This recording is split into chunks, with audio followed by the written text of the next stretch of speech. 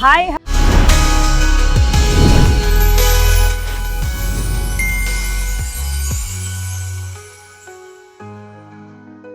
ವೀಕ್ಷಕರೇ, ಮುಂಚಿನ ದಿನಗಳಲ್ಲಿ ಹೆಣ್ಣು ಅಂತ ಹೇಳಿದ್ರೆ ಅಡಿಗೆ ಮನೆಗೆ ಮಾತ್ರ ಸೀಮಿತವಾಗಿದ್ಲು. ಆದ್ರೆ ಇತ್ತೀಚಿನ ದಿನಗಳಲ್ಲಿ ಎಲ್ಲಾ ಕ್ಷೇತ್ರದಲ್ಲಿಯೂ ಕೂಡ ತನ್ನ ಛಾಪನ್ನ ಮೂಡಿಸಿದ್ದಾಳೆ, ಸಮಾಜಕ್ಕೆ ಒಂದು ಕೊಡುಗೆಯಾಗಿ ನಿಂತಿದ್ದಾಳೆ. ಸೊ ಅಂತ ಹೆಣ್ಣು ಮಕ್ಕಳನ್ನ ಗುರುತಿಸಿ ಪರಿಚಯಿಸುವಂತಹ ಕಾರ್ಯಕ್ರಮವೇ ಈ ನಮ್ಮ ವಿಶೇಷವಾದಂತಹ ಕಾರ್ಯಕ್ರಮ ನಾನು ಮತ್ತು ನನ್ನ ಹೆಜ್ಜೆ. ಹಾಗಿದ್ರೆ ಬನ್ನಿ ತಡೆಯಾಕೆ, ಇವತ್ತಿನ ವಿಶೇಷ ಅತಿಥಿ ಯಾರಿದ್ದಾರೆ, ಆ ಹೆಣ್ಮಗು ಯಾರು, ಸೊ ಅವರ ಸಾಧನೆಯ ಹಾದಿ ಹೇಗಿತ್ತು, ಅವರ ಜೀವನದಲ್ಲಿ ಎದುರಿಸಿದಂತಹ ಸವಾಲುಗಳು ಯಾವ ರೀತಿ ಆಗಿತ್ತು, ಈ ಎಲ್ಲ ವಿಚಾರಗಳ ಕುರಿತಾಗಿ ಒಂದಷ್ಟು ವಿಚಾರವನ್ನ ಇವತ್ತಿನ ಕಾರ್ಯಕ್ರಮದ ಮುಖಾಂತರವಾಗಿ ನಾವು ನಿಮಗೆ ನೀಡ್ತಾ ಹೋಗ್ತೀವಿ. ಇವತ್ತಿನ ಕಾರ್ಯಕ್ರಮದಲ್ಲಿ ನಮ್ಮೊಟ್ಟಿಗೆ ಇದ್ದಾರೆ ಪ್ರಾಧ್ಯಾಪಕರು ಹಾಗೂ ಸಾಹಿತಿಗಳು. ಸೊ ಇವರ ಹೆಸರನ್ನ ಹೇಳಬೇಕು ಅಂದ್ರೆ ಅದಕ್ಕಿಂತ ಮುಂಚಿತವಾಗಿ ಇವರ ತಂದೆಯ ಪರಿಚಯವನ್ನ ಮಾಡಿಕೊಳ್ಳೋದು ಉತ್ತಮ ಅಂತ ನನಗನ್ಸುತ್ತೆ.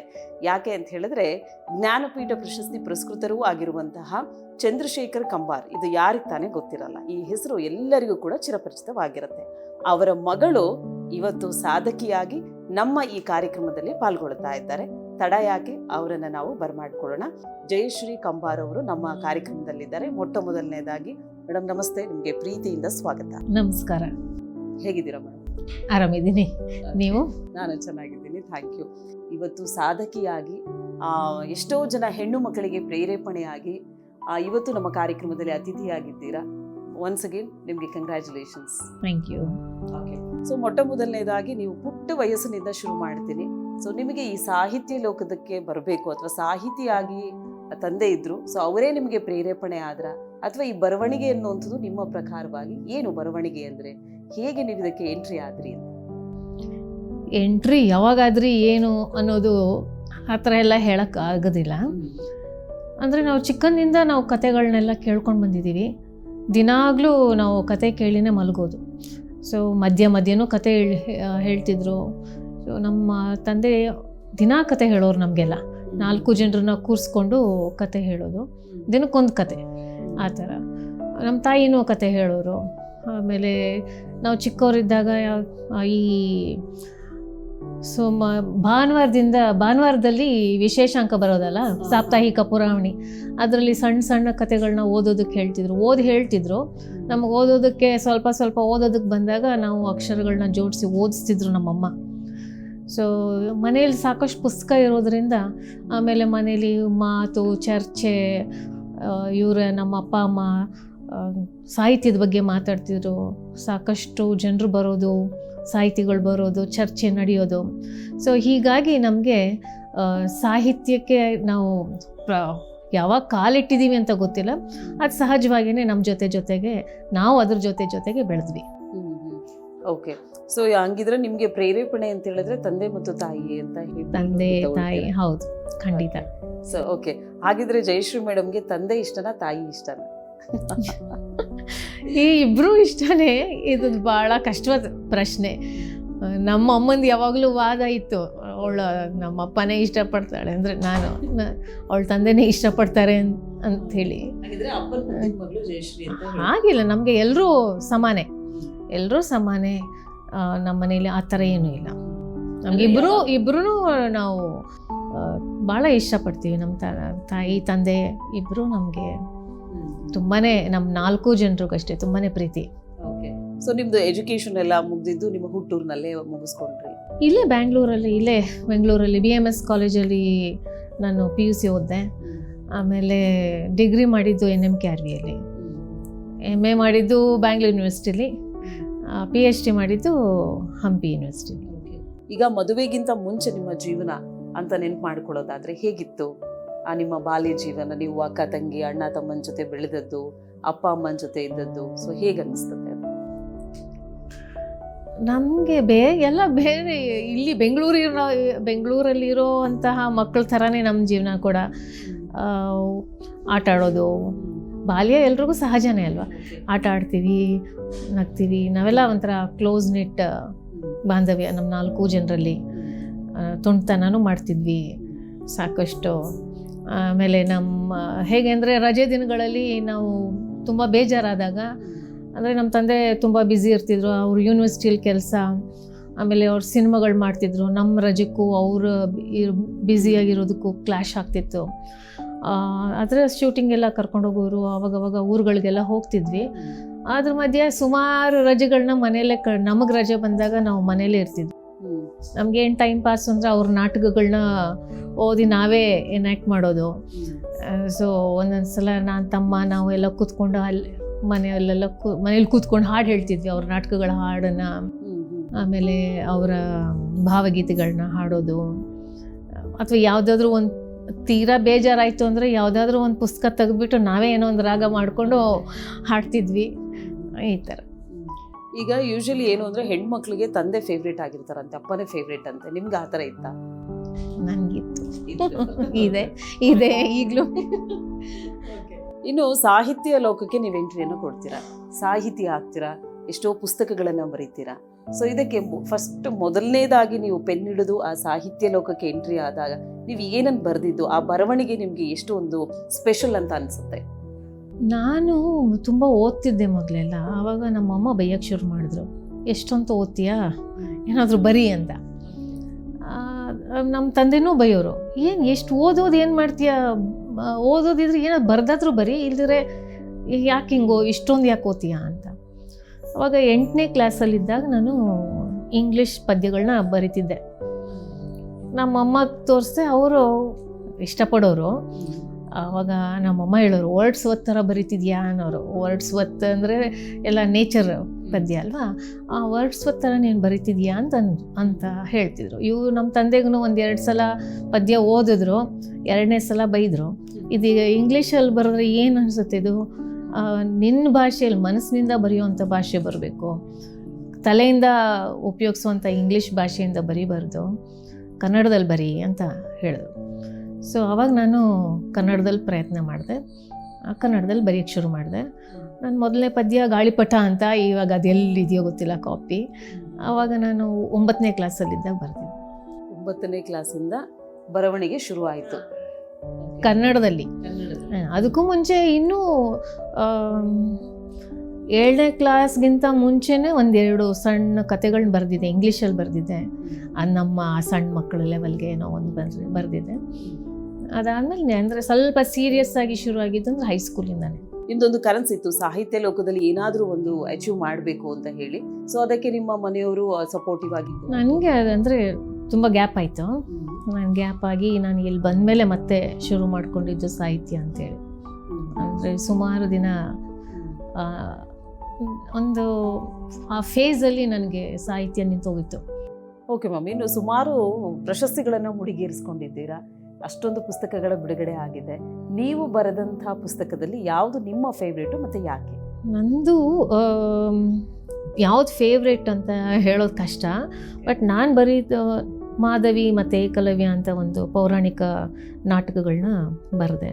ಸೊ ಅದರಲ್ಲಿ 2 ಕಡೆ ನಾನು ಮಾತೃ ಅಂದರೆ ತಾಯಿಯ ಭಾವನೆಯನ್ನು, ತಾಯಿಯ ಸ್ಥಾನವನ್ನು, ತಾಯಿ ಒಬ್ಬ ನಾವು ಏಕಲವ್ಯ ಓದಿದಾಗಲೂ ಕೂಡ ಏಕಲವ್ಯನ ರೀತಿಯಲ್ಲಿ ನಾವು ಕಥೆನ ನೋಡ್ತೀವಿ, ಅಥವಾ ಜಾತಿಯ ಮೂಲಕ ನೋಡಿದ್ವಿ, ಎಲ್ಲ ಮಾಡಿದ್ವಿ. ಆದರೆ ನಾನು ಒಬ್ಬ ತಾಯಿಯ ಮೂಲಕ ನೋಡಿದೆ ಅದನ್ನ. ಸೊ ನನಗೆ ಏಕಲವ್ಯ ಒಬ್ಬ ಹಾಗೆ ಇನ್ನಸೆಂಟ್ ಹುಡುಗನೇ, ಅವನಿಗೇನು ಗೊತ್ತಿರಲ್ಲ ಆ ಥರ. ಆಮೇಲೆ ಮಾಧವಿ ಅನ್ನೋ ಆಕೆ ಕೂಡ ರಾಜಕುಮಾರಿ ಮದುವೆ ಹಾಕ್ಕೊಂಡು ಹೋಗ್ತಾ ಇರ್ತಾಳೆ ಒಬ್ಬ ರಾಜನಿಂದ ಮತ್ತೊಬ್ಬ. ಅವಳಿಗೆ ಒಂದು ವರ ಇರುತ್ತೆ, ಆಕೆ ಮಕ್ಕಳು ಚಕ್ರವರ್ತಿ ಆಗ್ತಾರೆ, ಆಮೇಲೆ ಆಕೆ ಮತ್ತೆ ತನ್ನ ಕನ್ಯತ್ವವನ್ನು ಪಡಿತಾಳೆ ಅಂತ. ಇದನ್ನು ಯಯಾತಿ ಮಗಳಾಕೆ. ಸೊ ಗಾಲವ ಅವನು ಉಪಯೋಗಿಸ್ಕೊಂಡು ಇದನ್ನು ಮಾಡ್ತಾರೆ. ಬಟ್ ಅನುಪಮ ನಿರಂಜನ್ ಅವ್ರ ಕತೆ, ಆ ಕಾದಂಬರಿ ಇದು, ಅದ್ರ ಮೂಲಕ ನಾನು ಓದಿ ನೋಡಿದಾಗ ಆಕೆ ಬರೀ ಇದೇ ರೀತಿ ಕೊಮಾಡಿಟಿಯಾಗೇ ಆಕೆನ ಬಳಸ್ತಾರೆ.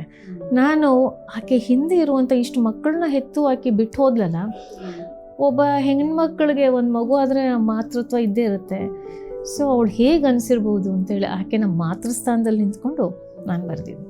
ಸೊ ಹೆಚ್ಚು ನನ್ನ ಬರವಣಿಗೆಯಲ್ಲಿ ಒಂಥರ ಇದೇ ರೀತಿಯೇ ಇದೆ, ತಾಯಿತನದ ಏನು ಬಿಂಬಿಸೋದಾಗಲಿ, ಎಕ್ಸ್ಪ್ರೆಸ್ ಮಾಡೋದು ಇದು.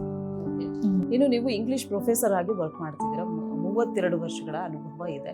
ಸೊ ಈ ಭಾಷೆ ಬಗ್ಗೆ ಒಂದಷ್ಟು ಮಾತಾಡೋದಾದರೆ, ಈಗ ನೀವು ಹೇಳಿದ್ರಿ ಫಸ್ಟಿಗೆ ನಾನು ಸ್ಟಾರ್ಟ್ ಮಾಡಿದ್ದೆ ಇಂಗ್ಲೀಷ್ ಭಾಷೆಯಿಂದ ಅಂತ, ಆದರೆ ಮಾತೃಭಾಷೆಯಿಂದ ಶುರು ಮಾಡು ನಿನ್ನ ಹೃದಯದ ಭಾಷೆಯಿಂದ ಅಂತ ಅಪ್ಪ ಹೇಳಿದ್ರು. ಸೊ ಅದು ಬಂತು ಅಂತ ಹೇಳಿದ್ರಿ. ಸೊ ನಿಮ್ಗೆ ಈಗ ಆ್ಯಕ್ಚುಲಿ ಯಾವುದು ಬೆಸ್ಟ್ ಅನಿಸುತ್ತೆ, ಅಥವಾ ಯಾವುದ್ರಲ್ಲಿ ನಾನು ಬರೆದಿದ್ರೆ ನಾನು ಮುಂದೆ ಹೋಗ್ತಿದ್ದೆ ಅನಿಸುತ್ತೆ? ನಾನು ಬರಿಬೇಕಾದ್ರೆ ನಿಜ ಹೇಳೋದಂದರೆ ಕೆಲವೊಂದು ಇಂಗ್ಲೀಷಲ್ಲಿ ಬರುತ್ತೆ, ಕೆಲವೊಂದು ಕನ್ನಡದಲ್ಲಿ ಬರುತ್ತೆ. ಆದರೆ ಈ ಕವನ ಹೆಚ್ಚಾಗಿ ಕನ್ನಡದಲ್ಲೇ ಬರೋದು. ನಾನು ಅದನ್ನು ಬೇರೆ ರಾಜ್ಯಗಳಲ್ಲೆಲ್ಲ ಓದುವಾಗ ಅದನ್ನ ಇಂಗ್ಲೀಷಿಗೆ ಅನುವಾದ ಮಾಡ್ಕೊಳ್ತೀನಿ. ಅನುವಾದ ಮಾಡುವಾಗ ನನಗೆ ಎಷ್ಟು ಸಲ ಅನಿಸುತ್ತೆ ಈ ಕನ್ನಡ ಪದಕ್ಕೆ ಸರಿಯಾದ ಇಂಗ್ಲೀಷ್ ಪದ ಇಲ್ಲವೇ ಇಲ್ಲ ಅಂತ. ನಾನು ಪಾಠ ಮಾಡುವಾಗಲೂ ಅಷ್ಟೇ, ಕೆಲವೊಂದು ಹಾಗೆ ವಿವರಿಸ್ತಾ ಇರಬೇಕಾದ್ರೆ ಅಥವಾ ಅದ್ರ ಬಗ್ಗೆ ನಾನು ಚರ್ಚೆ ಮಾಡಬೇಕಾದ್ರೆ ಕೆಲವೊಂದು ಪದ ಬಳಸ್ಬಿಡ್ತೀನಿ. ನಾನು ಅವ್ರಿಗೆ ಹೇಳ್ತೀನಿ, ನಾನು ಇದನ್ನ ಕನ್ನಡದಲ್ಲೇ ಹೇಳ್ತೀನಿ, ಯಾಕಂದರೆ ಇದಕ್ಕೆ ಪರ್ಯಾಯವಾದ ಅಷ್ಟು ಶಕ್ತಿಯುತವಾದ ಇಂಗ್ಲೀಷ್ ಪದ ಇಲ್ಲ ಅಂತ. ಆಮೇಲೆ ನಿಮಗೆ ಈಗ ಲೆಕ್ಚರರ್ ಆಗಿ ವರ್ಕ್ ಮಾಡ್ತಿದ್ದೀರಾ, ಸುಮಾರು 30 ವರ್ಷಗಳ ಅನುಭವ ಇದೆ ನಿಮಗೆ. ಸೊ ಈ ಫೀಲ್ಡ್ ನಿಮಗೆ ಹೇಗೆ ಅನಿಸುತ್ತೆ? ಇಲ್ಲಿ ವಿದ್ಯಾರ್ಥಿಗಳಿಗೆ ಹೇಳ್ಕೊಡುವಾಗ ನಾವು ಬರೀ ಪಠ್ಯ ಅಷ್ಟೇ ಹೇಳ್ಕೊಡಲ್ಲ, ಅದು ನಮ್ಮದು ಸಾಹಿತ್ಯ ಆಗಿರೋದ್ರಿಂದ ನಾವು ಬೇರೆ ಬೇರೆ ರೀತಿಯಲ್ಲಿ ಮಕ್ಕಳನ್ನು, ಈ ಸ್ಟೂಡೆಂಟ್ಸ್, ಅದು ಇವಾಗ ನಾವು ಡಿಗ್ರಿ ಅಂತ ಹೇಳಿದ್ರೆ ಅವ್ರಿಗೆ ಸ್ವಲ್ಪ ಮನಸ್ಸು ಪಕ್ವವಾಗಿರುತ್ತೆ.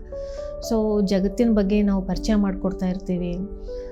ಇದೊಂದು ಒಂಥರ ಚಾಲೆಂಜಿಂಗ್ ಇವಾಗ, ಯಾಕಂದರೆ ನಾನು ಇಂಗ್ಲೀಷ್ ಪಾಠ ಮಾಡೋದ್ರಿಂದ ಇವಾಗ ಸಾಕಷ್ಟು ಮಕ್ಕಳಿಗೆ ಇಂಗ್ಲೀಷ್ ಬರೋದ್ರಿಂದ ನಾವು ಏನು ಹೊಸದನ್ನು ಹೇಳ್ಕೊಡ್ತೀವಿ, ಹೇಗೆ ಹೇಳ್ತೀವಿ, ಅವರಿಗೆ ಹೀಗೆ ಯಾವ ಏನೇನು ಬೇಕಾಗುತ್ತೆ ನಮ್ಮ ಇಂಗ್ಲೀಷ್ ಭಾಷೆಯಿಂದ ಈ ವಾತಾವರಣಕ್ಕೆ ಅಂತ ಯೋಚನೆ ಮಾಡಿ ಅದನ್ನು ಅವರವರ ನಿಟ್ಟಿಗೆ ನಿಲ್ಕೋ ಹಾಗೆ. ಇನ್ನು ವೀಕ್ಷಕರೇ, ಜೀವನದಲ್ಲಿ ಏನಾದರೂ ಸಾಧನೆ ಮಾಡಬೇಕು, ಅದರಲ್ಲೂ ಹೆಣ್ಣುಮಕ್ಕಳು ಜೀವನದಲ್ಲಿ ಏನಾದರೂ ಸಾಧನೆ ಮಾಡಬೇಕು ಅಂದರೆ ಅನೇಕ ರೀತಿಯಾದಂಥ ಸವಾಲುಗಳನ್ನು ನಾವು ಎದುರಿಸಬೇಕಾಗತ್ತೆ. ಹಾಗಿದ್ರೆ ಜಯಶ್ರೀ ಮೇಡಮ್ ಅವರ ಜೀವನದಲ್ಲಿ ಎದುರಿಸಿದಂಥ ಸವಾಲುಗಳು ಯಾವ ರೀತಿ ಆಗಿತ್ತು, ಅದನ್ನು ಅವರು ಹೇಗೆ ರಿಸೀವ್ ಮಾಡಿದ್ರು, ಇದರ ಕುರಿತಾಗಿ ಒಂದಷ್ಟು ವಿಚಾರವನ್ನು ತಿಳ್ಕೊಳ್ಳೋಣ.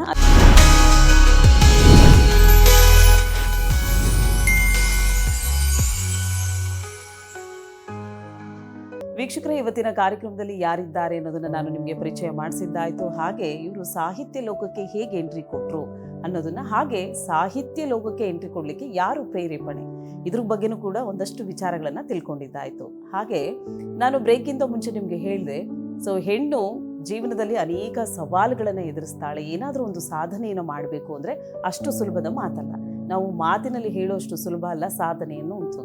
ಹಾಗಿದ್ರೆ ಮೇಡಮ್ ಯಾವ ರೀತಿಯಾದಂಥ ಸವಾಲುಗಳನ್ನು ಎದುರಿಸಿದ್ರು? ಯಾಕೆ ಅಂತ ಹೇಳಿದ್ರೆ ಎಷ್ಟೋ ಪುಸ್ತಕಗಳನ್ನು ಬರೆದಿದ್ದಾರೆ, ಕವನ ಸಂಕಲನಗಳನ್ನು ಬರೆದಿದ್ದಾರೆ, ನಾಟಕಗಳನ್ನು ಬರೆದಿದ್ದಾರೆ. ಎಲ್ಲೋ ಒಂದು ಕಡೆ ಸಮಾಜವನ್ನು ತಿದ್ದುವಂತಹ ಕೆಲಸವನ್ನು ತನ್ನ ಬರವಣಿಗೆಯ ಮುಖಾಂತರವಾಗಿ ಅವರು ಮಾಡ್ತಾ ಬಂದಿದ್ದಾರೆ. ಹಾಗಿದ್ರೆ ಅವರಿಗೆ ಪ್ರೇರೇಪಣೆ ಅವರ ತಂದೆ ಮತ್ತು ತಾಯಿ ಅಂತ ಹೇಳಿದ್ರು. ಸವಾಲುಗಳು ಯಾವ ರೀತಿಯಾಗಿತ್ತು, ಆವಾಗಿನ ಸವಾಲುಗಳನ್ನು ಅವರು ಹೇಗೆ ಎದುರಿಸಿ ನಿಂತರು, ಬನ್ನಿ ಇದ್ರ ಬಗ್ಗೆ ತಿಳ್ಕೊಳ್ಳೋಣ. ಮೇಡಮ್, ಹೆಣ್ಣು ಒಂದು ಸಮಾಜದಲ್ಲಿ ನಿಂತ್ಕೋಬೇಕು, ತನ್ನ ಛಾಪನ್ನು ಮೂಡಿಸ್ಬೇಕು, ಕೊಡುಗೆಯಾಗಿ ಇರಬೇಕು ಅನ್ನೋದಾದರೆ ನಾವು ಹೇಳಿದಷ್ಟು ಅಷ್ಟು ಸುಲಭ ಅಲ್ಲ. ಅನೇಕ ರೀತಿಯಾದಂಥ ಸವಾಲುಗಳನ್ನು ಎದುರಿಸಬೇಕಾಗತ್ತೆ. ಅದನ್ನು ನಾವು ಧೈರ್ಯದಿಂದ ರಿಸೀವ್ ಮಾಡಿದಾಗ ಮಾತ್ರ ಒಂದು ಸಾಧನೆಯನ್ನು ಮಾಡ್ಬೋದು ಅಂತ ನಾವು ಹೇಳ್ತೀವಿ. ಇಂಥ ಹೆಣ್ಣು ಮಕ್ಕಳಿಗೆ ನೀವು ಏನು ಒಂದು ಮಾತನ್ನು ಹೇಳೋಕೆ ಇಷ್ಟಪಡ್ತೀರಾ? ಮೊದಲು ನಮ್ಮ ಬಗ್ಗೆ ನಮಗೆ ಸ್ವಲ್ಪ ಕಾನ್ಫಿಡೆನ್ಸ್ ಇರಬೇಕಾಗತ್ತೆ. ಏನು ಮಾಡ್ತೀವಿ ಅನ್ನೋದು ಒಮ್ಮೊಮ್ಮೆ ನನ್ನ ದೃಷ್ಟಿಯಲ್ಲಿ ಹೇಳೋದಿದ್ರೆ, ಕೆಲವೊಂದು ಸಂದರ್ಭಗಳು ಹೇಗಿರುತ್ತೆ ನಮಗೆ ಅಂತಂದರೆ, ಸಮಾಜ ಅಥವಾ ಕೆಲವ್ರ ದೃಷ್ಟಿ ಏನೇ ತಪ್ಪಿದ್ರೂ ಅಂದರೆ ನಮ್ಮ ಜೀವನದಲ್ಲಿ ಹೆಚ್ಚಾಗಿ ಪುರುಷರ ಮೇಲೆ ಬರೋದು ಕಡಿಮೆ. ಮೊದಲು ಬೆರಳು ತೋರೋದು ಹೆಣ್ಮಕ್ಳಿಗೆ. ಸೊ ಪ್ರತಿಯೊಂದು ಬೆರಳು ಹೀಗೆ ನಮ್ಮ ಕಡೆನೇ ಹೀಗೆ ತೋರಿಸ್ಬೇಕಾದ್ರೆ ಎಷ್ಟು ಕಾನ್ಷಿಯಸ್ ಆಗಿ ಇರ್ತೀವಿ. ಯಾಕೆ ಹೀಗೆ ಅಂತ ತುಂಬ ಚಿಂತೆ ಆಗಿಬಿಡುತ್ತೆ. ಒಮ್ಮೊಮ್ಮೆ ನಮ್ಮ ಅಸ್ಮಿತೆ ಅಂದರೆ ನಮ್ಮ ಐಡೆಂಟಿಟಿ ಬಗ್ಗೆನೂ ಕೂಡ ನಾವು ಹೆಚ್ಚು ಚಿಂತನೆ ಮಾಡೋಕ್ಕೆ ಶುರು ಮಾಡ್ತೀವಿ. ಏನಾಗ್ತಿದೆ ಹೀಗೆ ಅಂತ. ಎಷ್ಟೋ ಒಂದ್ಸಲ ಜೀವನ ಅಂದರೆ ಹೀಗೆ ಇರುತ್ತೆ ಅಂತ ಅಂದ್ಕೊಳ್ಳಲ್ಲ, ದಿಢೀರಂತ ಬೇರೆ ತಿರು ಪಡ್ಕೊಳ್ಳುತ್ತೆ. ಅಥವಾ ಹೀಗೆ ಬೇರೆಯವ್ರ ಜೀವನ ನೋಡಿ ನಮ್ಮದು ಹೀಗೇನ ಅನ್ನೋ ಅಷ್ಟೊತ್ತಿಗೆ ಇನ್ನೇನೋ ಆಗಿಬಿಟ್ಟಿರುತ್ತೆ. ಹಾಗಾದಾಗ ನಾವು ಮಾನಸಿಕವಾಗಿ ನಾವು ತಯಾರಿ ಮಾಡ್ಕೊಂಡಿರಲ್ಲ, ಯಾಕಂದರೆ ಅವೆಲ್ಲ ಅನಿರ್ದಿಷ್ಟವಾದಂತಹ ತಿರುಗಳು. ಸೊ ಈಗ ಬಂದು ಅಪ್ಪಳಿಸಿದಾಗ ನಮಗೆ ಮೊದಲನೇದಾಗಿ ನಮ್ಮಲ್ಲೇ ಹೆಚ್ಚು ಕಾನ್ಫ್ಲಿಕ್ಟ್ ನಡೀತಾ ಇರುತ್ತೆ, ಹೇಗೆ ಎದುರಿಸ್ಬೇಕು ಅಂತ. ಸೊ ಈ ಬರೀ ಎದುರಿಸೋ ಇದರಲ್ಲೇ ನಾವು ತಲ್ಲೀನರಾಗ್ಬಿಡ್ತೀವಿ. ಈ ಕಡೆ ಬೇರೆ ನಮ್ದು ಏನಾದರೂ ಹವ್ಯಾಸ ಎಲ್ಲ ಇದ್ದರೆ ಭಾಳ ತಕ್ಷಣಕ್ಕೆ ನಾವು ಆ ಕಡೆ ವಾಲೋದೇ ಇಲ್ಲ. ಆದರೆ ಕೆಲವೊಮ್ಮೆ ಈ ಥರದ ಮಾನಸಿಕ ಒತ್ತಡವನ್ನು, ನಮ್ಮ ಯೋಚನೆಗಳನ್ನು ಒಮ್ಮೊಮ್ಮೆ ಹೇಳ್ಕೊಳ್ಳೋದಕ್ಕಾಗೋದಿಲ್ಲ. ಹಾಗೆ ಹೇಳ್ಕೊಳ್ಳೋದಕ್ಕೆ ಆಗದೇ ಇರುವಾಗ ಸಾಹಿತ್ಯ ನನ್ನ ಸಹಾಯಕ್ಕೆ ಬಂತು. ಸೊ ಹೀಗಾಗಿ ಬರಿತಾ ಹೋದೆ. ನನಗನ್ಸಿದ್ದು ಇದ್ರ ಮಧ್ಯೆ ಸುಮಾರು ಗ್ಯಾಪ್ ಇತ್ತು ಬರವಣಿಗೆಗೆ, ಯಾಕಂದರೆ ನನ್ನನ್ನು ನಾನೇ ಏನಾಗ್ತಿದೆ ನನ್ನ ಜೀವನದಲ್ಲಿ ಅಂತ ನನಗೇನೆ ಒಂದು ದೊಡ್ಡ ಕನ್ಫ್ಯೂಷನ್ ಇತ್ತು. ಏನು ಅಂತ ಹೇಳಿದ್ರೆ, ನೀವು ಬರೆದಿರುವಂಥ ಸಾಹಿತ್ಯವನ್ನು ಅಪ್ಪ ಮೆಚ್ಚಿದ್ದುಂಟಾ ಅಂತ? ಖಂಡಿತ. ಅವ್ರಿಗೆ ನಾನು ಬರೆದಿರುವಂತಹ ಮಾಧವಿ ನಾಟಕ ಭಾಳ ಅಚ್ಚುಮೆಚ್ಚು. ಸೊ ಅದರಲ್ಲಿ ಏನು ಅಂಶ ಅವರು ಇಷ್ಟ? ಹಾಗೆ ನೋಡಿದ್ರೆ ಅವರೇ ನನಗೆ ಪ್ರೇರಣೆ ಮಾಡಿದ್ದು. ಅವರು ಆ ಕಾದಂಬರಿ ಕೊಟ್ಟು ನನಗೆ ಮಾಧವಿ ಅನುಪಮ ನಿರಂಜನ್ ಅವರು ಬರೆದಂತಹ ಕಾದಂಬರಿನ ನಾನು ಕೊಟ್ಟು ಅವ್ರು ಹೇಳಿದರು, ನೋಡು ಇದು ತುಂಬ ಚೆನ್ನಾಗಿದೆ, ಇದು ನಾಟಕ ಬರೀ, ಇದನ್ನು ನೀನೇ ಬರೀಬಲ್ಲೆ, ನೀನು ಕರೆಕ್ಟಾಗಿ ನೀನೇ ಸರಿಯಾಗಿ ಬರೀಬಲ್ಲೆ ಅಂತ ಅಂದರು. ಅದಂದು ನನಗೆ ಸುಮಾರು ವರ್ಷ ಹಿಡಿತು ಆ ನಾಟಕ ಬರೆಯೋಕ್ಕೆ. ಹೀಗೆ ಶುರು ಮಾಡ್ತಿದ್ದೆ, ಈ ಥರ ಶುರು ಮಾಡಿದ್ರೆ ಅದು ಸರಿಯಲ್ಲ ಅಂತ. ಮತ್ತು ಅಂದರೆ ಅದು ನಿರಂತರವಾಗಿ ಯೋಚನೆಯಲ್ಲಿತ್ತು. ಈಗೇನಾದರೂ ನನಗೆ ಈಗಲೂ ಅಷ್ಟೇ ಏನಾದರೂ ಬರಿಬೇಕು ಅಂತಿದ್ರೆ ಅದನ್ನ ತಕ್ಷಣ ಬರೆಯೋದಕ್ಕೆ ನಾನು ಹೊರಟರೂ ಕೂಡ ನನಗೆ ಸಮಾಧಾನ ಸಿಗಲ್ಲ. ಅದನ್ನು ಸುಮಾರು ಸಲ ಬರಿತೀನಿ, ಮತ್ತು ಅದನ್ನು ಮತ್ತೆ ಬದಲಾಯಿಸಿ ಮತ್ತೆ ಮೊದಲಿಂದ ಬರಿತೀನಿ.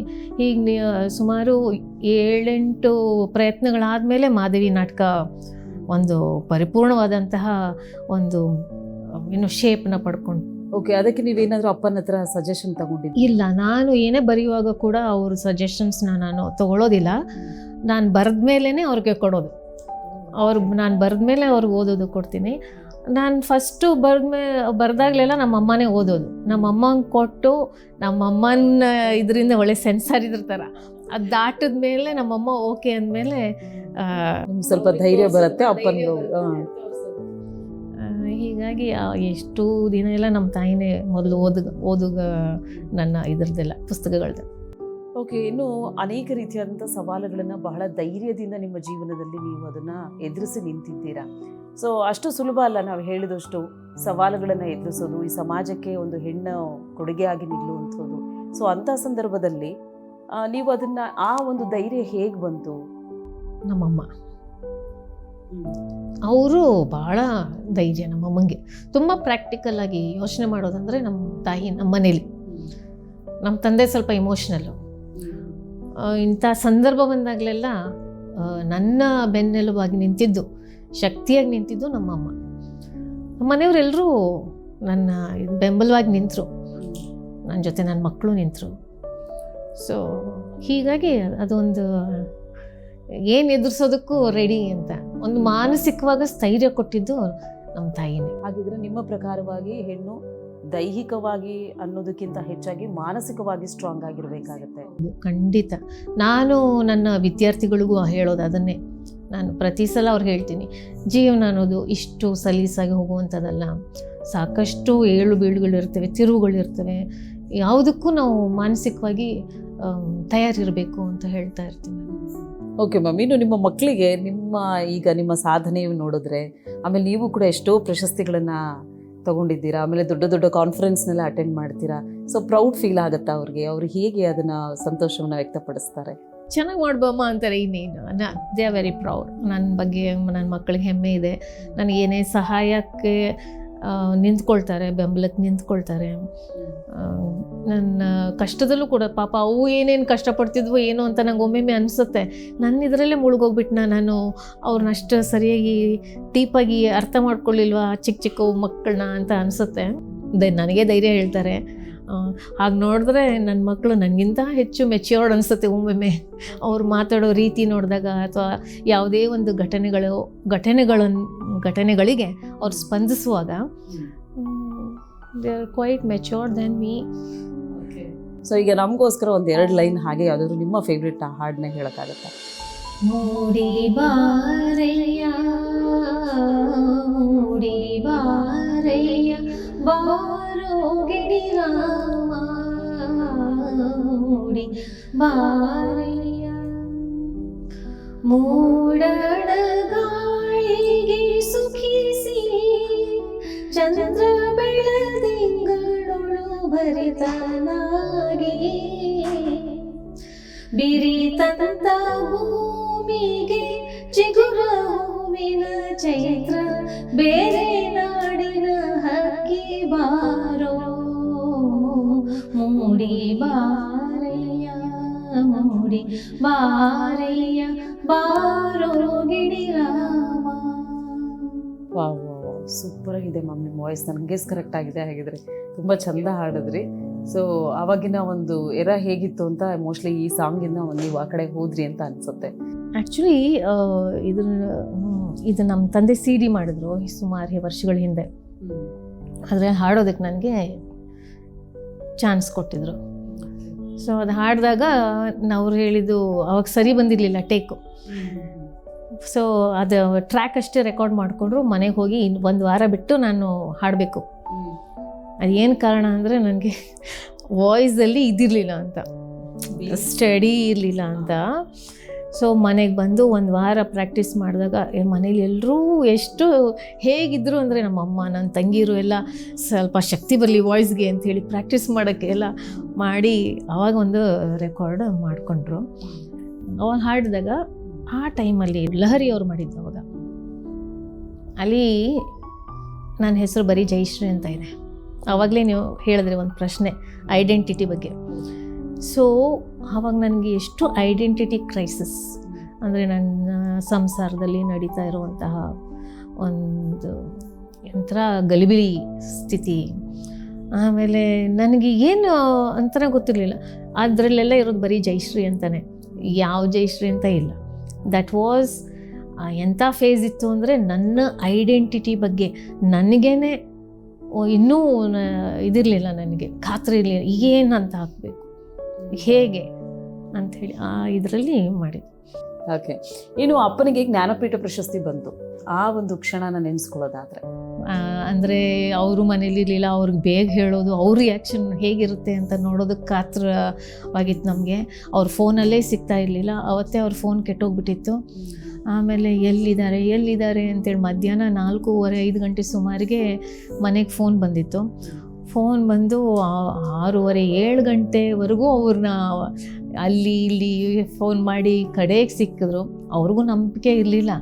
ಅವ್ರು ಬಂದಾಗ ನಂಬಲಿಲ್ಲ. ನಿಜ ಹೇಳ್ತಾ ಇದ್ದೀರಾ ಅಂತೇಳಿ ಬಾಗಿಲಲ್ಲಿ ನಿಂತ್ಕೊಂಡು ಕೇಳಿದ್ರು. ಆವಾಗ ಟಿ ವಿಯಲ್ಲಿ ಫ್ಲ್ಯಾಶ್ ನ್ಯೂಸ್ ಬರ್ತಾ ಇದೆ ನೋಡಿ ಅಂತಂದಮೇಲೆ ಅದನ್ನ ನೋಡಿದ್ಮೇಲೆ ಅವ್ರಿಗೆ ಇದಾಯಿತು. ಸೊ ಎಲ್ರಿಗೂ ಖುಷಿ ಆಯಿತು. ಇನ್ನು ಮ್ಯಾಮ್, ಸಾಹಿತ್ಯ ಲೋಕದಲ್ಲಿ ತಮ್ಮ ಹೆಸರನ್ನು ತಾವು ಗುರುತಿಸ್ಕೊಳ್ತೀರಾ. ಇನ್ನು ಪ್ರಾಧ್ಯಾಪಕಿಯಾಗಿ, ಲೆಕ್ಚರರ್ ಆಗಿ ವಿದ್ಯಾರ್ಥಿಯ ಮನಸ್ಸನ್ನು ಗೆಲ್ತೀರಾ. ಆಮೇಲೆ ಮಕ್ಕಳ ಮನಸ್ಸನ್ನು ಗೆದ್ದಿದ್ದೀರಾ, ಮೊಮ್ಮಕ್ಕಳನ್ನ ಮನಸ್ಸನ್ನು ಗೆದ್ದಿದ್ದೀರಾ.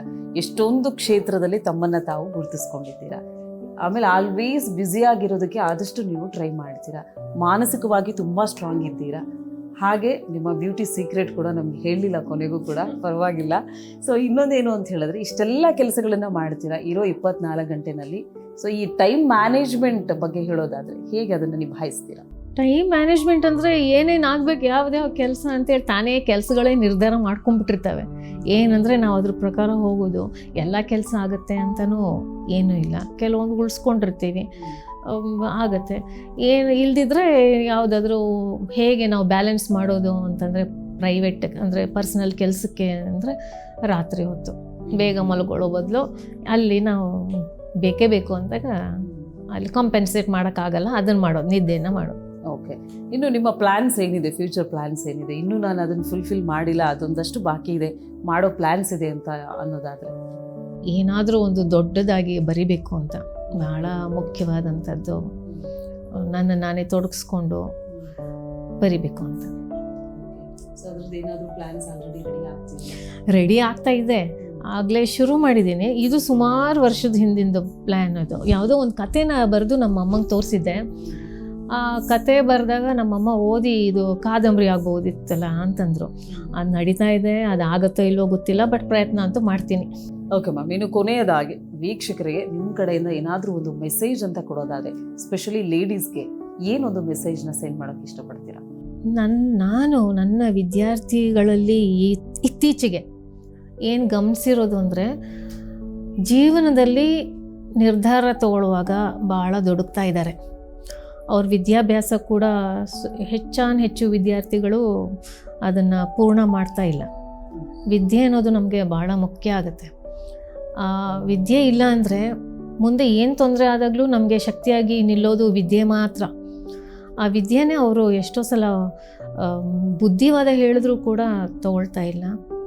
ನಾನು ಹೇಳೋದೊಂದೇ, ವಿದ್ಯಾಭ್ಯಾಸನ ಮುಗಿಸಿ ಆಮೇಲೆ ನೀವೇನಾದರೂ ನಿರ್ಧಾರ ಯಾವುದೇ ಜೀವನದಲ್ಲಿ ಮದುವೆ ಆಗಲಿ ಅಥವಾ ಕೆಲಸ ಆಗಲಿ ನಿರ್ಧಾರನ ಆಮೇಲೆ ಮಾಡ್ಬೋದು, ಬಟ್ ವಿದ್ಯಾಭ್ಯಾಸ ಮಾತ್ರ ಮುಖ್ಯ. ಇದುವರೆಗೂ ಕಾರ್ಯಕ್ರಮದಲ್ಲಿ ಭಾಗವಹಿಸಿದ್ರಿ. ನಿಮ್ಮ ಅಮೂಲ್ಯವಾದಂಥ ಸಮಯವನ್ನು ನಮಗೆ ಕೊಟ್ಟಿದ್ದಕ್ಕಾಗಿ ಧನ್ಯವಾದಗಳು. ನಿಮಗೂ ಕೂಡ ಥ್ಯಾಂಕ್ಸ್. ವೀಕ್ಷಕರೇ, ಇವತ್ತಿನ ಕಾರ್ಯಕ್ರಮದ ಮುಖಾಂತರವಾಗಿ ಒಬ್ಬ ಮಹಿಳಾ ಸಾಧಕಿಯನ್ನ ಗುರುತಿಸಿ ನಿಮಗೆ ಪರಿಚಯಿಸಿದ್ದೀವಿ. ಅವರು ನಡೆದು ಬಂದ ಹಾದಿ ಹೇಗಿತ್ತು, ಎದುರಿಸಿರುವಂತಹ ಸವಾಲುಗಳು ಯಾವ ರೀತಿ ಆಗಿತ್ತು, ಆ ಸವಾಲುಗಳಿಗೆ ಉತ್ತರವಾಗಿ ಹೇಗೆ ಅವರು ಧೈರ್ಯವಾಗಿ ಮೆಟ್ಟಿ ನಿಂತರು. ಸೊ ಈ ಒಂದು ವಿಚಾರವನ್ನ ಇವತ್ತಿನ ಕಾರ್ಯಕ್ರಮದ ಮುಖಾಂತರವಾಗಿ ನೀಡುವಂಥ ಒಂದು ಪುಟ್ಟ ಪ್ರಯತ್ನವನ್ನು ಮಾಡಿದ್ದೀವಿ. ಇವತ್ತಿನ ಕಾರ್ಯಕ್ರಮ ನಿಮ್ಗೆಲ್ಲರಿಗೂ ಇಷ್ಟವಾಗಿದೆ ಅಂತ ಭಾವಿಸ್ತಾ ಕಾರ್ಯಕ್ರಮವನ್ನು ಮುಕ್ತಾಯಗೊಳಿಸ್ತಾ ಇದ್ದೀವಿ. ಧನ್ಯವಾದಗಳು.